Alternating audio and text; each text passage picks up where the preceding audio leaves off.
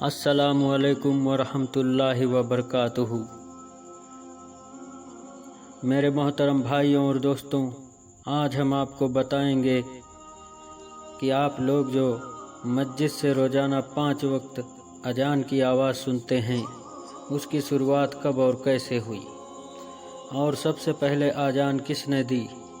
اگر آپ سے کوئی پوچھ لے کہ اذان کی شروعات کب اور کیسے ہوئی تو بہت سارے لوگ اس بات کا جواب نہیں دے پائیں گے۔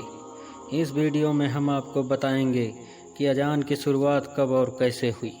اگر جانکاری اچھی لگے تو ویڈیو کو چینل کو ضرور سبسکرائب کر لینا۔ آج سے 1400 سال پہلے نبی کریم صلی اللہ علیہ وسلم نے جب نبوت کے بعد لوگوں کو دین کی دعوت دینا شروع کیا تو کچھ لوگ مسلمان ہو گئے، تھوڑے سے مسلمان ہو گئے۔ اس سمے اذان نہیں تھی اور لوگ اذان کو نہیں جانتے تھے۔ پھر جب وہاں لوگوں نے مسلمانوں کو پریشان کرنا شروع کر دیا اور نبی کو نعوذ باللہ قتل کرنے کی سازش رچنے لگے تو پیارے آقا صلی اللہ علیہ وسلم مکے سے ہجرت کر کے مدینہ چلے آئے اور مدینے میں آ کر مسجد نبوی کی تعمیر کی۔ پھر وہاں دھیرے دھیرے مسلمانوں کی تعداد بڑھنے لگی۔ پھر وہاں نماز پڑھنے کے لیے الصلاۃ جامعہ کا زور سے پکارا جانے لگا۔ اس کا مطلب ہوتا ہے کہ نماز کے لیے سب جمع ہو جاؤ۔ پھر جب مسلمانوں کی تعداد اور زیادہ بڑھنے لگی، اس لیے اب نماز کے لیے بلانے کا کوئی طریقہ ڈھونڈنا حضور صلی اللہ علیہ وسلم کو محسوس ہونے لگا تھا۔ اس لیے حضور صلی اللہ علیہ وسلم نے تمام صحابہ کے ساتھ مشورہ شروع کر دیا۔ جب ان سے رائے مشورہ لیا گیا تو کوئی ان میں سے یہودیوں کی طرح بگل بجانے کی پیشکش کی، تو کسی نے گھنٹا بجانے کی پیشکش کی، تو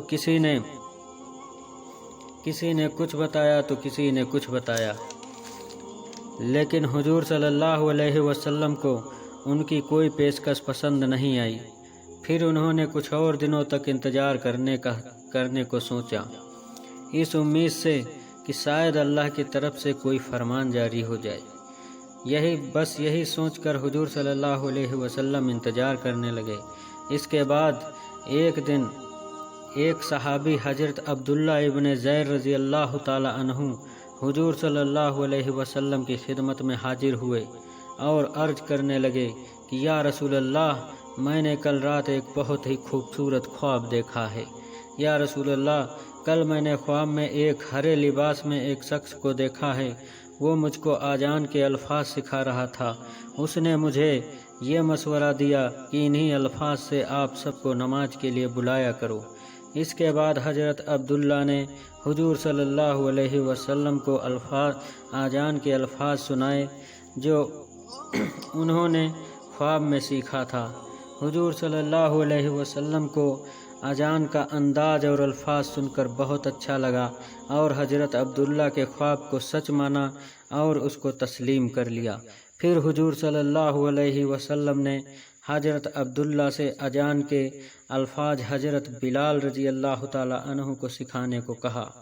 پھر حضرت عبداللہ نے اذان کے الفاظ حضرت بلال کو سکھا دیا۔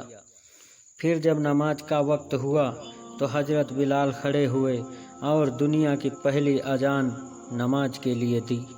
پھر حضرت بلال کی اذان مدینہ شریف میں گونج اٹھی اور لوگ حضرت بلال کی اذان سن کر مسجد نبوی کی طرف تشریف لانے لگے۔